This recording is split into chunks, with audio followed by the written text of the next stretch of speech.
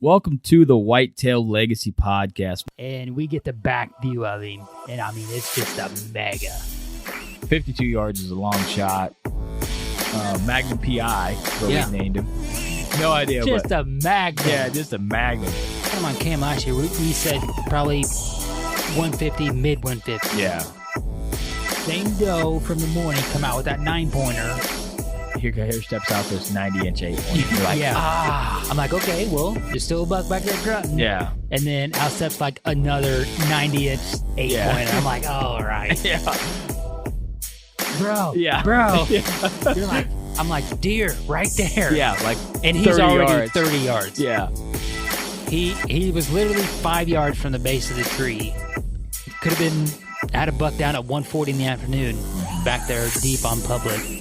3 does come out pretty early. It was like 245, 24 yard shot, sent the combat veteran, and I tell you what, man, dude, it just smoked. We always get so jacked up when the other person kills. It's just almost like we got it done. Yeah. And when you killed that doe, I was like, hell yeah, man. And we come down here to Missouri. I asked Comey one more time. I'm like, is it a good buck? And he goes, yeah, real good, solid buck. I'm like, all right, boom. And the deer just drops. Sure. Super special meat. Whitetail Legacy Podcast, bringing you back to the hunt and leaving a legacy. Baller Rut. Welcome to the Whitetail Legacy Podcast, coming in your ear holes hard as AF. We're shoulder to shoulder in the trenches down here in Homie's basement. Literally. Yeah. We Check it out on YouTube. Yeah, we just recorded some absolute gangbuster whitetail material that we're going to release at a later date. But your guys are so jacked to hear this. You're going to get to listen to Homie and my extra crispy voices this whole episode. You're so jacked to hear something you have no idea. Yeah, no idea. Yes. This is going to be me and Homie in the studio or in the basement. In the dungeon. Yeah. We're talking to you guys about the number one deer tactic we believe that is the key to killing deer.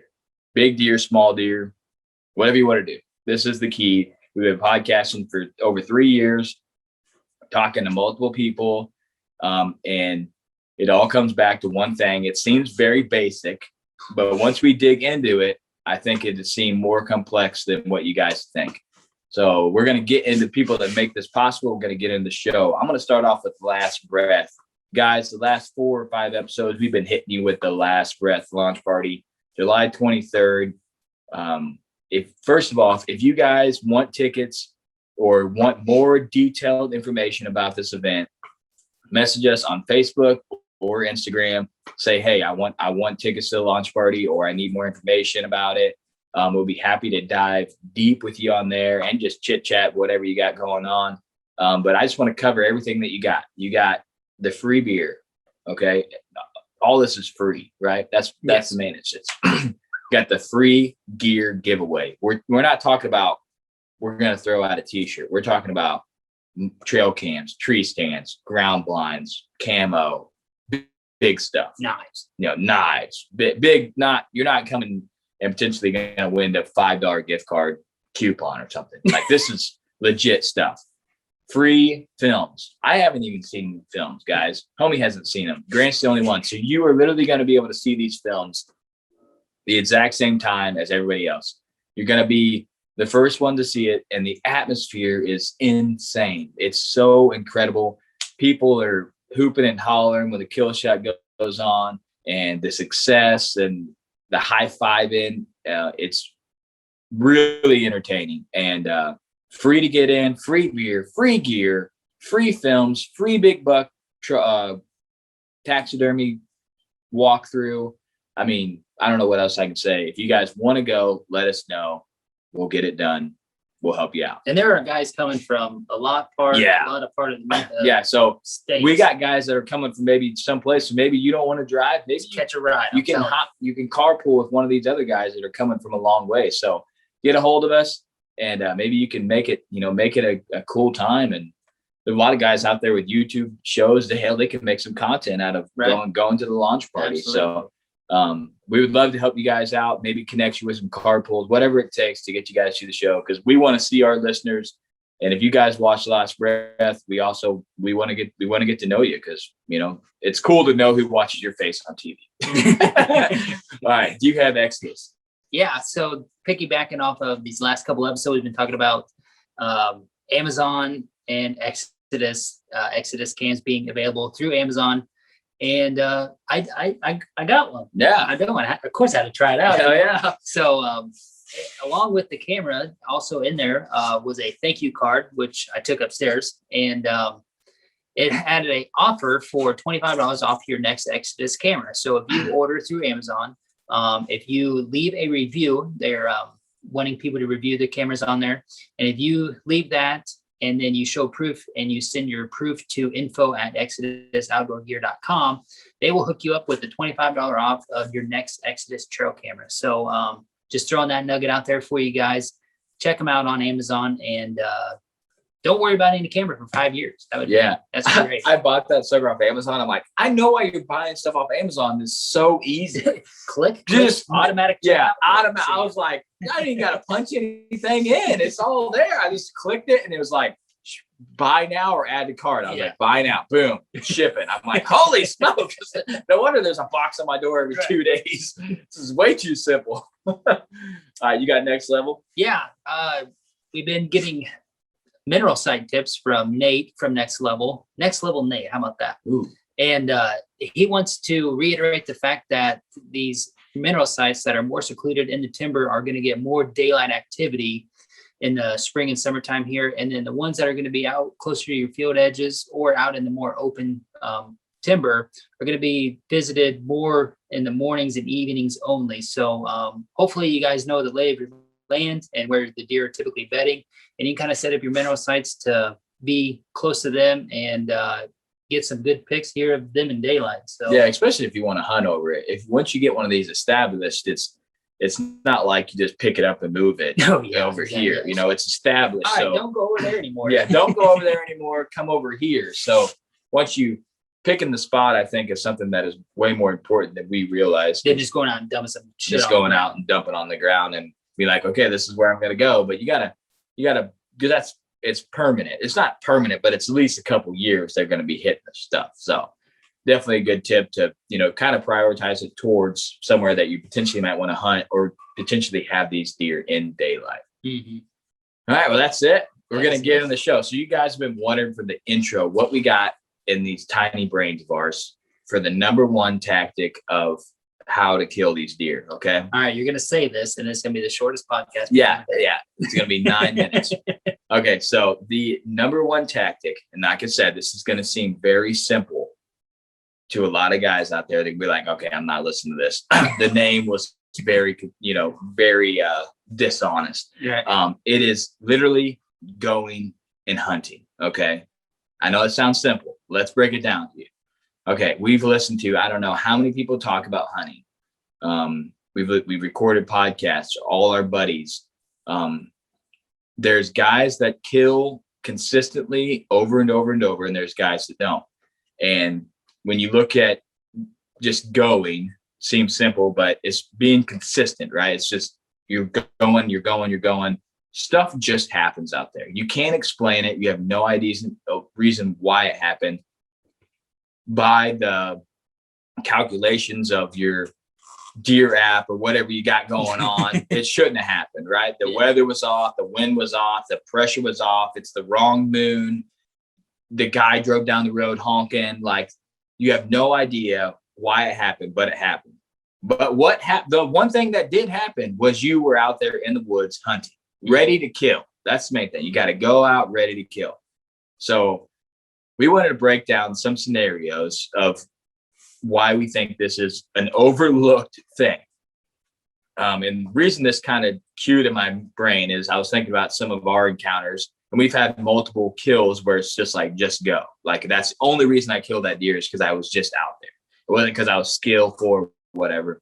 But we had the podcast a couple episodes ago, the 252-inch giant, right? Mm-hmm. The guy had no trail cam pictures of this deer in daylight at all, right? And he had very random trail cam pictures of him at best.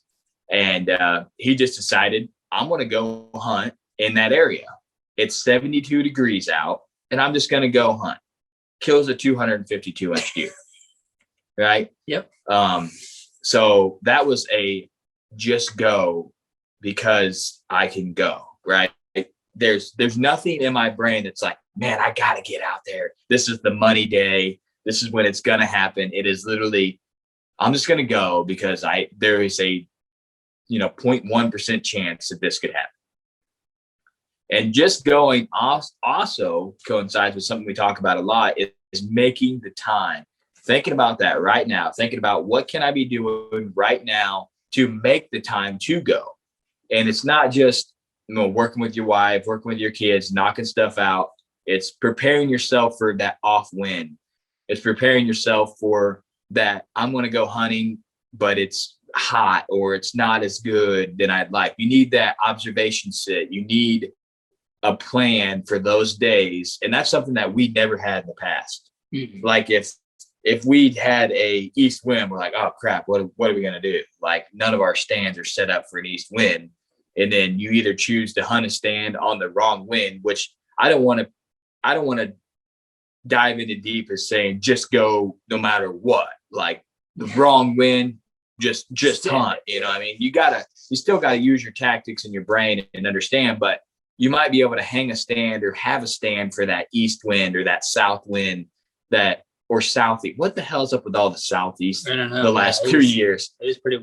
ton of southeast. Like that is terrible. Absolutely terrible for most all this stuff. We got like one tree line that we can hunt. But anyways, we have a plan for a south. Yeah. We have a plan now for a southeast. Like a really good spot. We have a plan for a southeast, and that's something about just going. We talk about preparing your kids or working with your wife, getting the honey-do list done, but you can also prepare those stands. Make sure that not just I'm going to go hang it. Make sure the tree limbs are cut. That's something that we talk about, and we failed, and we went out and we did it. We just smoked it. All the stuff. We're like, okay, if we're going to be hunting on this tree, this is a stand we've hunted like twice. And the one time that we were in it, we're like, we can't do anything out of this tree. And we hunted on one of those weird winds where we're like, we'll just throw it up and hunt it, whatever. But then you do hunt and you're like, I didn't put any time in on trimming anything. So just be prepared, make the time to where if you have that off wind, you can be out there, because that's sometimes what it takes. You just got to be out there. So now I want to dive in just a couple stories of me just being out there. So our buck this year on public. All right. It is 66 that morning. It's hot as hell, right? It's getting up to 70, high 70s, like 60, 76, 78, somewhere in there, almost 80 degrees in November, right? No one in their mind is hunting. Like we know people that are like, no, we're working. We're not going. We're taking 2 weeks off. Yeah. We're taking 2 weeks off and just ripping. Right. Yeah. So the day before that, we tried to make a move. We absolutely destroyed ourselves. I was looking at my phone. It was like 9.8 miles because we were scouting and moving, and it's like 70 degrees out. We got the stand on our back. We're thinking we're going to hang at a moment's notice, and nothing that we're going into is we're not vibing with anything. There's other hunters. There's no trees. Stuff isn't working out. We do this big loop and we hang up, and we're just dead. We hunt that evening and we're like, okay, we need a refresh button. We could have literally been like, all right, we're going to hit a refresh button. We're going to go out there at noon and we're going to hunt. All right. We'll hunt the rest of the day, whatever. We'll go in. We got a 1.5 mile bike ride in. Then you got to walk in. There's a lot of work to just get there. Right. Mm-hmm. Yeah. We have literally seen one shooter deer at this point in 8 days, and we've seen him that was the one we were after. And we were seeing does and tiny bucks the first 45 minutes of daylight, and then nothing the rest of the day. We went whole days where we're seeing nothing from 45 minutes after. The morning before that, same thing. Evening comes, nothing. So we just killed ourselves carrying stuff around, and then we see no deer in the area that we plan on hunting in the morning. and we're completely exhausted at this point. So what do? We're like, oh hell, let's keep going, you know, and boom, kill a buck, 22 yards broadside. We very easily could have slept in, not went, but that was the only encounter that we had with a deer in shooting range in 17 days, a buck in shooting range in 17 days, a shooter deer. Yeah. And if we would have took that one morning off, we wouldn't have killed in 17 days. That's how important it is just going, finding the willpower, finding whatever it takes, the motivation to get up and just go. That one extra time can really make a difference. I know my past, I've been like, I'm not going this morning.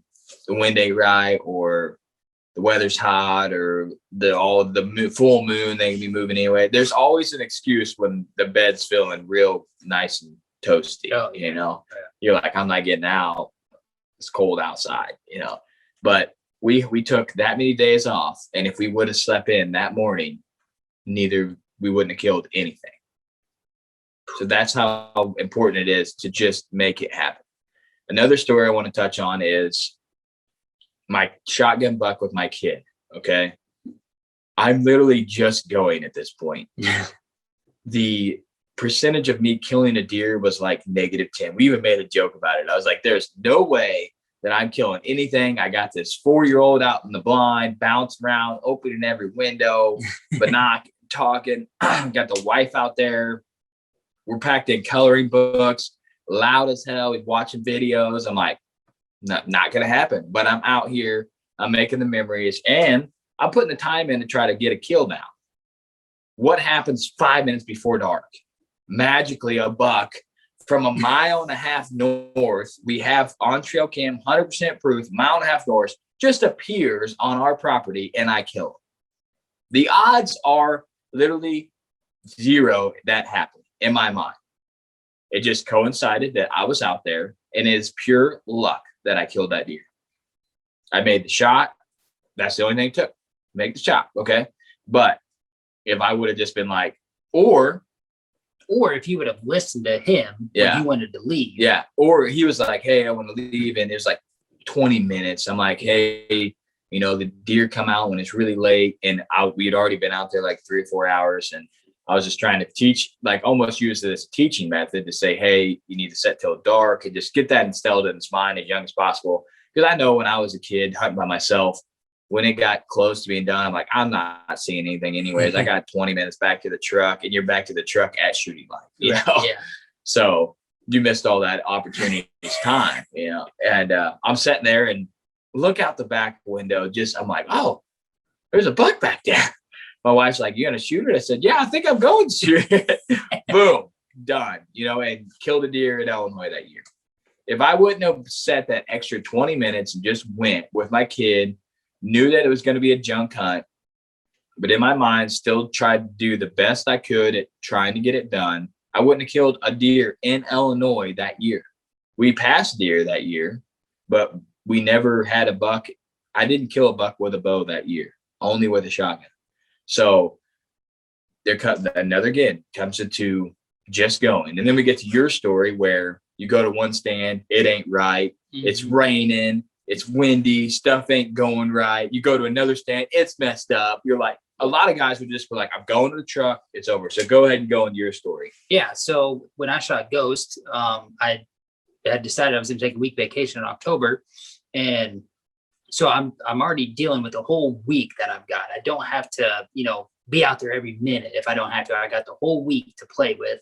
And at the beginning of my vacation, it was going to be rainy, wet, typical kind of October weather there. And it's an evening hunt. I go out and I walk right by the stand on the field edge. I did notice some really big scrapes right there. And I'm like, okay, you know, just kind of put that in the memory bank there. I'm going across the field, and I just am kind of looking at where the stand should be. And I'm like, damn, I can't see nothing. Get over there. And the stand's only like 15 yards off the field edge. And the owner of that stand has not trimmed any lanes for it. He hasn't even been to that stand for like 2 years, I would assume. So it's all brushed in. You couldn't even shoot a gun out of that stand. So I'm like, well, that's not going to work. And I don't have a mobile set at this point because this is like 5 years ago. Yeah. So I'm like, okay, go to this other stand, and it's not really set up ideally for bow hunting. And I'm like, this is not going to work either. So I mean, I've already walked a long way. And it's raining. You know, And like you said, you have the full week to hunt. You're like, I already wasted half of the hunt that I plan on hunting. Yeah, I've already walked by all the deer that are bedded over here if I was to go back to this first stand, but that's what I did. I was like, I'm out here. I'm just going to go. Like, you just get up in a tree and just, see what happens. So I go back to that first tree with the scrapes right there along the field edge. And I'm sitting there just waiting for this rain to quit. Because hopefully about 4:45, it's going to stop. And it did. And then the first deer I seen was about 20 minutes after the rain stopped, because it was shortly after 5. And here comes this buck, and he's working one of these scrapes right here at 8 yards in front of me. And he was at the very far north one, and I thought he was going to work the other two coming south. And in between the second and the third one was my window. And he didn't do that. He just popped right in the woods. Boom, shot him at 16 yards, Yeah, and if you wouldn't have been there. You could have easily just mailed that one in. But my clothes are going to be all wet. I'm probably not going to be able to hunt in the morning because they're going to be so wet, which is really when I want to hunt. The excuses start piling. I've already been to 2 stands. I walked past all the deer that are going to be potentially bedding here anyways. And you could have just went back to the truck, went and got some Taco Bell, and just drove home. That's about his old spot. Taco Bell is right on the way home. You're like, if I had a bad hunt, at least I get some Baja Blast in me. Seal the wounds. But that just goes back to just going, you know what I mean? Yeah, you just got to be out there. And as we get older and we have more responsibilities with wives and kids and stuff, like, it is easier for that stuff to get in the way. But just like Cody said, you got to kind of train him, like, hey, this is what we're doing. We talked about this leading up to season last year. Like, all right, October 1st, everything is done. September 15th, everything is done. You got to have that shit done in order for it to hunt when you can hunt, or, make the most amount of time available for you to hunt when you can go. Yeah. And when you do have that time, even if it's, oh man, I got off early, I got an hour and a half. Like, you can either go home and sit on the couch and watch TV, or you could go to one of these preset stands. Like, we have the Moultrie set. That thing you could be into in 8 minutes. Yeah. I mean, I was going to say 12, but I'm a slow walker. No, you're actually fast. But yeah, I mean, you could be into it quick as hell, like set up, ready to go. Because it's one of those stands where, are you going to kill out of that tree? Possibly. Can you see an ass load in that tree? Yes. That's the main thing. Yeah, you can definitely get some good intel. You can get some good intel. And maybe you're like, okay, I did see a buck go in there with a doe. Maybe I need to hunt in there tomorrow morning. Maybe that doe will be coming back in and that buck will still be falling. There's stuff that you can connect. Well, actually, real deal out of that stand is You Seen Chaos come out of the timber. Next year, we asked for permission to be in that timber, put a mobile cam in there. Yeah. Boom. Right there. Yeah. Right there. So that observation set led to more encounters with this other buck. So that hour and a half after work or whatever, try to plan for that kind of stuff now. Get those stands ready. And like we said at the beginning of this seems simple, but when you dive into it, there's a lot more that if you look back in your past, there's an assload of hunts that you missed because of excuses, or you didn't have stuff planned. Something came up that you should have had done a month ago. Because there's nothing worse than, oh man, I got off an hour and a half early. I'm going to go out. And then you're driving home. You're like, shit, I should just knock this out. So when it's November, I won't have to do that. That should have been done 2 months ago. All the stuff that you could get done. And I catch myself doing that. Like, I'm going to try and knock this out, when if you can go hunting, you should go hunting. And I catch myself all the time. The wind's not perfect. That's what I always want to do. And that's something I'm not doing this year. I'm just hunting. I'm hunting the edge winds. I'm hunting the shit that isn't 100. It's like 80. 80 me, 20 them. And we hung the stand, just the other day where it's an 80-20. Like if they're 10 yards this way, you're screwed. If they're 10 yards this way, you're perfect. And they should be there, but they're probably going to be over there. But that's more the risk I'm going to take on trying to kill these deer, because that's when you're limited on time, you have to take more risk. And that's what I'm learning in my brain slowly. Mm-hmm. When I had no kids, I had way more time to hunt. I was out there more. Yeah. So I didn't take as much risk. But now I have less time. I need to take more risk. And hopefully one of those risks could pay off. Here's another story for you of not being successful. You're getting ready to go out to hunt. You got a buddy. He's going to go out and check the cams on this piece. You guys have never been on this piece. First hunt, going to go out there. You got a buck hitting a scrape at 2 a.m. And as October rolls on, he's getting closer to a daytime appearance. And you get a perfect core front in October. Your buddy's out there pulling cams, leaving everything else on the north end, totally alone. And then you're getting ready to go out to hunt, and 25 minutes after he goes there, and he calls you on the phone. Yeah, man, everything's good. And then they say, he gets confronted while he's out there pulling cams by a guy who owns cattle out there on this property. And you end up, after a 15-minute argument, you end up losing the property. But we were so confident in killing that buck within 3 days of that time. Yeah. That I'm not sure that I've been more confident in seeing, at least seeing the buck. No, You yeah. know, I mean, it was. But you hunted anyways. No. Oh, you didn't hunt that day? Nope. You should have went somewhere else, man. Should have went in. You mailed it in. Yeah. That was a devastating blow, though. Yeah, I was like, But you mailed it in. You could have been somewhere else. Boom, Could've. could have killed. You know what I mean? I But was yeah, not successful that night. yeah, it was not successful. But yeah, Could have went to some. that was like the most textbook buck we've ever had. Consistently knew where he was bedding, consistently hitting a scrape, like right on the edge, cold front hits. You're like, what more do I need? Like, this is. We should have left that more game to see what happened. Yeah, oh God. If he would have been on there, I'd have been like, ugh. We should have hunted it anyways that day. Yeah. We didn't lose it that day. He just said, I want you guys out of there. And I talked to the landowner 3 days, and we didn't really lose it. We just decided to, we could have been there, but we weaned her down. Made an excuse. Yeah, that just goes to show you, you should have went out that night. So I should have. you probably would have crushed. Probably would have been prime film. Yeah, it would have been perfect lighting. Everything would have been sweet. You would have got lucky. That's what you need. Exactly, because I was out there. Yeah, you got it. Another one. You guys have heard it if you listen to this podcast long enough. Freeze, right? I go out, I'm hunting this spot, and I see no deer, full day sit, see no deer, right? I seen deer in the morning. And then, because that's when the neighbor shot 54 times. yeah. And then seeing no deer from like 8 till dark and never left. What do? I think I'll go back to the same stand. That seems to be the money spot. Wrong wind. Yeah. Go in there. And literally I was just like, I'm just going to go. Like that's pretty much exactly what I said. Kill 193-inch deer. I just went. We knew the deer was in the area. You could have killed him. I could have killed him. Had no idea. Went out there on just a going. I could have easily been like, all right, I seen no deer yesterday all day back there.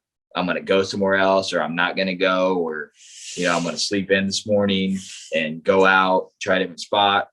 I'm just going to go. Friday, while you're walking out, you drug a buck out. Yeah. from the neighbor. Yeah. Friday, the day before that, I drug a buck out. I think that's what And he had only been there Yeah. for. you got to hours. get your hands on another dude's deer that's killed and then drag it a little ways for him, and then you're killed. That's another secret tip. Did you drag one this year? I You dragged the old dude yeah, but I drug the public land buck backwards. Remember? backwards. I drug it 3 foot the wrong direction on the guy. I don't know if we ever covered that story on here, but absolute epic story that happened to us this year. That if we told you, you would never believe it. But I drug the deer the opposite direction of the parking lot. 3 foot, just 3 foot. I knew the guy. I'm like, I'm just making it a little harder on you guys. 3 foot. Oh, that. Yeah. It's fine to click it on him now. Okay, yeah. I don't think we ever told that story. did we? No. All right. I did watch that film last night though. Okay, so I think it's the first time we ever told the story. Hey, that's actually a good going. Yeah, that is. That's- Yeah, yeah. that's just a good going. Just start with the Yeah. start So with the top going. So this is a hunt where we were like, okay, we ain't got nothing going on right now. We just lost our lease where we planned on hunting this cold front that was coming That in. was the day before, yeah. Yeah. Thursday. And Then this is we Friday. had just lost our 160 acre lease with killable giants on it and found a 90-inch clean 5-point sight out there during sheds. It's absolutely devastating. But anyways, we're like, well, what are we going to do? Let's just go as far on this public piece as we possibly can that we've never been on in our whole entire lives. This is after we couldn't get on the first two Oh spots. yeah, we went to the first public. It was closed for Mhm. hunting, so we left that spot. And we were like, okay, what are we gonna do? Well, let's just go deep as hell back here. So we could have easily been like, all right, I lost my lease yesterday. This public land's closed. I just drove all the way here. I'm just gonna go home and call it a wash. And we ended up getting that late as hell. We were ended up there it's late so late. because we had tried to go 2 other places and they were closed. So we were driving to this third place at this point. That's why he's like, these guys are here Yeah, by themselves. yeah. I mean, we shouldn't have been there. Yeah. And we swoop way back in here and we're taking our time scouting and it's looking good, looking better. And I'm like, I just want to get right over this ridge. We hang the stand and dude, that tree, It kicked your ass. it kicked my ass. For some reason, I did not tie off with the tether right off the bat. Because once I tied off with the rope, boom, done. But it's one of those trees, if you've ever hang and hunted, it just leans forward just a little bit. You're trying to get the tree on that forward side. Man, it's tough. Good to hunt out of, hard Yeah, to hang it. Yeah, it's tough, you know. And we get hung up. We're sitting there and we'll have to tell the end part because it's freaking hilarious. But anyway, we're sitting there and at this point, I'm like, man, it's looking, we're in here. We still got like an hour and a half. It's looking pretty good. Man, no, we're out here. We just got our ass beat by losing our lease and all this stuff, but we're out here. That's the main thing. We're out here. We're hunting cold front. Magic can happen. Out of nowhere, 75 yards away, about 75, right? 75, 80 yards. Yeah, 80, yeah. So I see some movement. I'm like, oh, okay, checking it out. Then out of nowhere, red Luminoc flying out of this tree, hits this buck square in the ass. Not like back ass, like side ass, like direct side ass, right? Gets like 4 inches of penetration. I'm like, what? At first, I'm like, what just happened? And then you see the buck. I'm like, man, that's a solid buck. And the homie's like, somebody just shot that deer. And then it dawned on me. I'm like, oh, yeah, that's what the red light that I see there. And he's stumbling. Dude goes 35 yards from us and crashes and dies. That's like a mid 150s, right? Yeah. And we're like, what in the hell?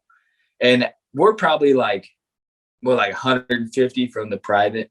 So in our mind, we're like, there is nobody back here on the public. The private's real easy to get to. Someone probably came in from the private and got up in this public and was hunting it. Right.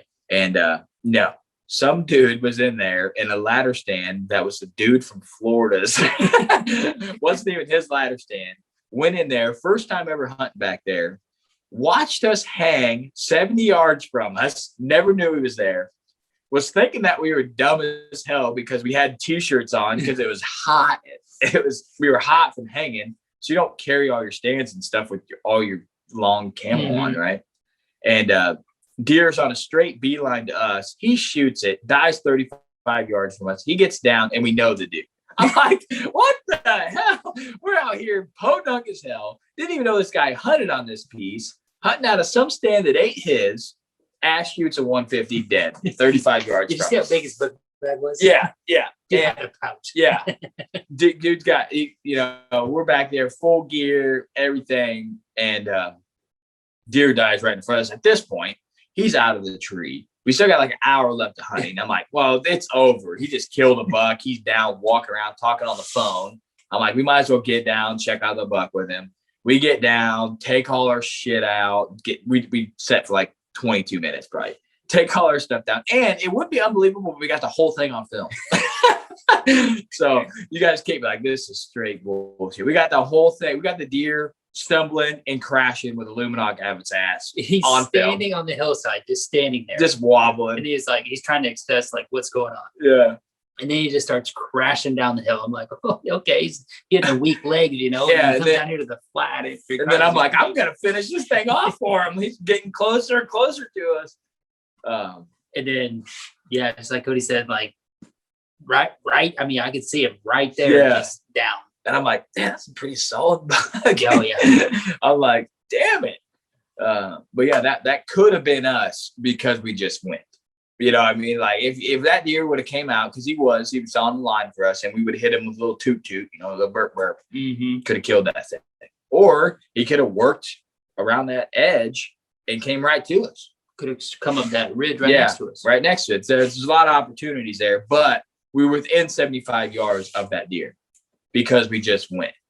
And this is a property that we'd never been on, no idea what we were doing. We just went and hunted because we wanted to hunt in an area that we thought might be good. But yeah, that happened.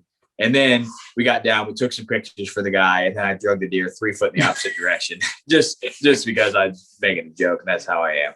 But we asked him if he needed any help after I drug it back, and he said he had guys coming, and they're kind of gonna backdoor the deer out anyways. So Yeah. I don't blame him. I mean, But yeah, that happened to us. That's, like you said, another good story about you just got your ass handed to you, and you just went hunting. So, you know, all in all, we've been talking for a while here. Main thing is get your priorities right. We say that a lot. Make time to hunt. Prepare for those weird times that you got an hour, or you got, you know, an east wind or a south wind, or the weather's hot. Plan those days out right now. Be thinking about, well, if it was hot as hell in November, what would I be doing? Where could I hunt that would be safe, that I could still get some knowledge? And now we kind of have those spots where, because we went through it. yeah, we can make that happen. We can go out there and we can hunt those spots. And if it pans out, we're geniuses. You're like, oh yeah, I knew I was supposed to be here. This is all coming together. But in reality, when people kill these deer, it's just because they went. We've talked to so many guys that, oh, I didn't think this was going to be the hunt, or we thought he was over on the neighbors, or there's all these stories, but they just went hunting because there's the slimmest chance that magic can happen, and then it happened to them.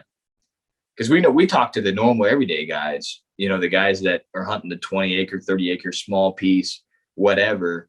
And these guys, a lot of them we talk to have like 5-6 cameras. Some of them, they don't know what's out there. They don't have a full understanding what these deer are doing. They're just hunting, and they're putting the time in, and that's how they're killing these deer. So, And oftentimes, some of the most successful people are like that. Yeah. It's down to the T of what you just said. yeah, they're just going after it and trying to make stuff happen. And that's what we need to get to, is we just, like I said, the less time you have in the woods, the more risky I think you have to be successful.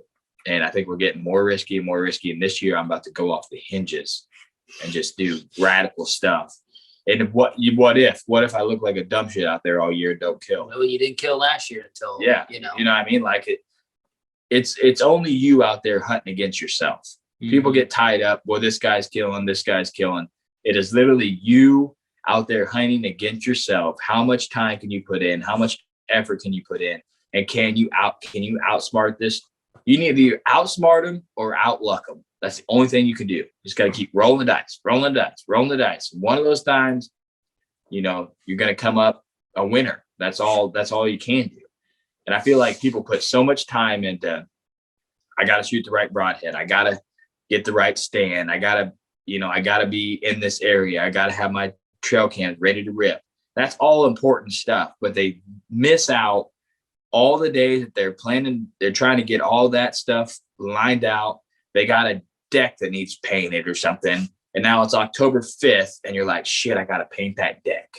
Like, you could have painted that deck and then could have took, 3 or 4 hours less on putting stealth strips on your sticks. You know, like there's stuff that you could do where you can make that a priority. And I feel like people get so gear emphasis.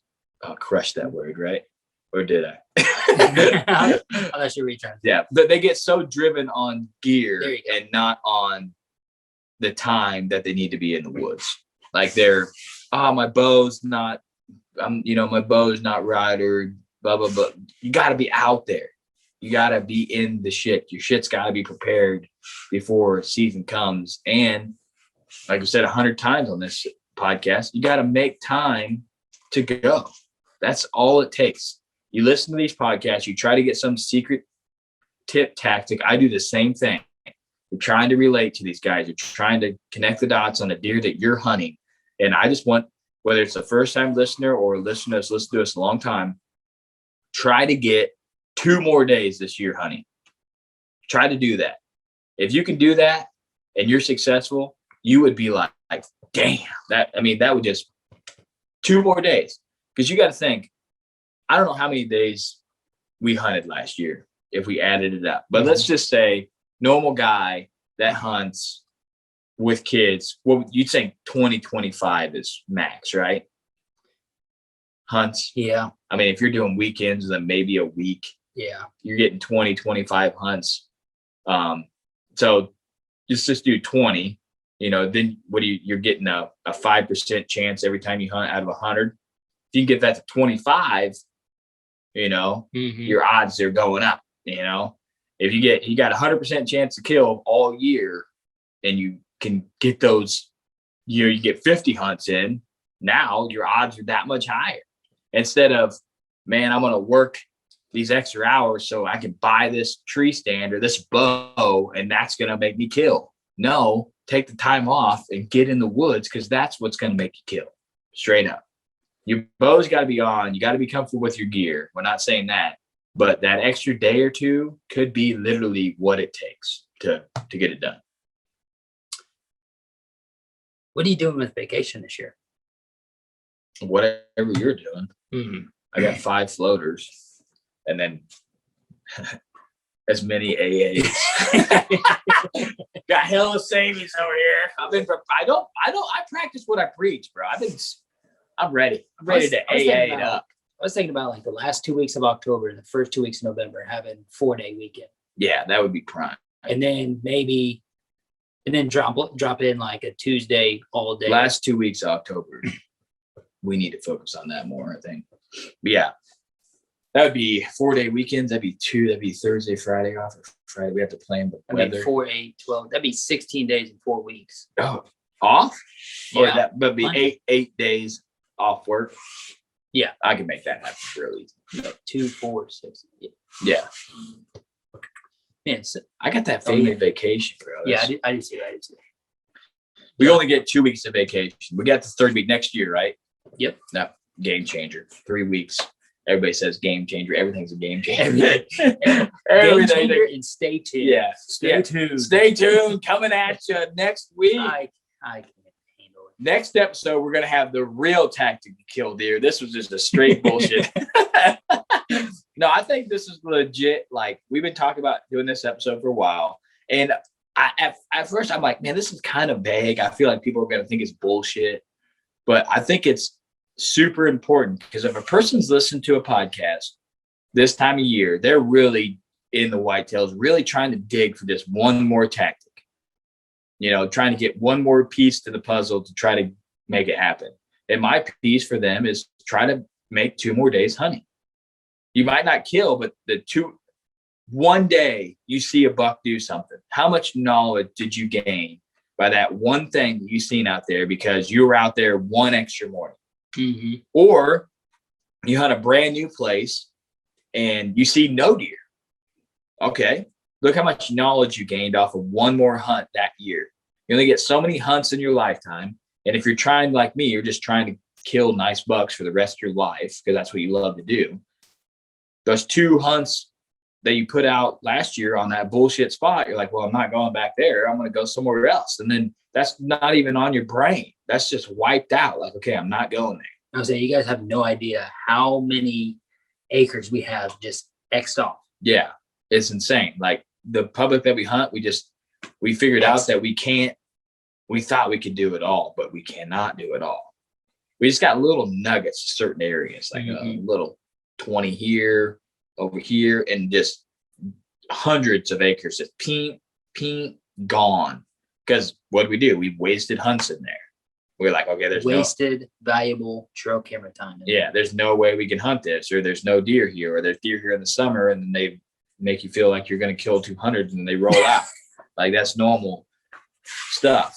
I'm tired of doing that. And I'm not running cams in the summertime. I'm Xing that out too. That's gone. That's a whole nother podcast about we'll do a trail cam podcast because we love doing it, but that's a whole nother tactic we're throwing this year. Little sneak peek. No summer trail cam picks for us at all. 0. I don't even care if I get one velvet pick. Hard horn or nothing. All right, just give me west side and velvet and I'll be cool. That deer is 32 inches right now. 12 and a half years old, 32 inches. He's a brow tine and a main I thought you deer. were going to say he's 32 years old. But Probably 32. Yeah. Probably more like 32 years old, 19 inches. Yeah. Deer's been going downhill for 4 years. This is his year. He's going to come back. Nope. Trash. Want to kill him though, so bad. And we got the spot now. I got him. We got him. You got him. So Yeah. Yep. I got him pinned down. If not him, there's somebody else going to cruise. We through there. we were hunting him on about 200 acres. Now we're hunting on about 2. So he's either there or he's not. Like, that's where we're at. But all right, guys. Now we're just bullshitting. Just go hunting. Yeah, just go. Try to find a way to get 2 more days. That's my challenge to you guys. Just try to get a way to get 2 more days where you hunt. You know, I don't know what you got to do. You can plan it out. You can tell your wife, say, hey, this day and this day, I'm going to take off work. And maybe it's something you don't do, like November 3rd, 4th. Hey, if you told your wife right now, be like, hey, I'm going to take my weekends and stuff, but November 3rd, 4th, these guys on this stupid podcast I listen to said that I should get out more and do stuff. So I'm going to take the 3rd and 4th off and go hunt. And if you killed, you'd be like, those guys are absolute genius. Or you're gonna have way more fun out there and working. And like I said, if you learn anything, it's more valuable than not going. That's the main thing. That's actually a good idea. Just, I don't know how the weekend plays out in November, but take like that Tuesday, Wednesday, or Wednesday, Thursday off and get out there. And don't make an excuse of the weather or some other bullshit, but just do it. I don't know what job you got. You could tell someone right now, hey, November, that Tuesday, Wednesday, 1st November, I'm not going to be here. I got stuff going on. I'm planning this. You just gave them, you're going to be deer hunting. You gave them 6 months notice of like, okay, I'm not going to be here. But that we wanted to talk about this, but we wanted to put out this challenge of 2 days. Hunt those 2 days and see if we're just complete bullshit over here, or if you do learn some more, or you do make a kill.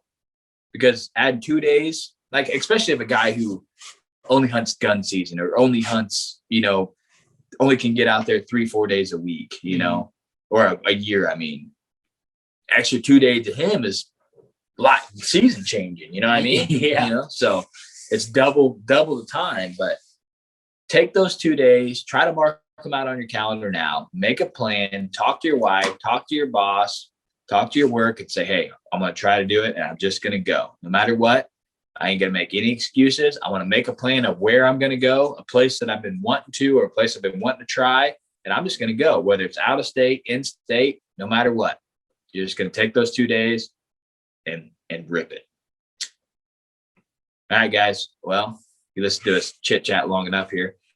Like we always say, do the right thing, leave a legacy, and just freaking go hunting. That's it. All right. Whitetail Legacy is out.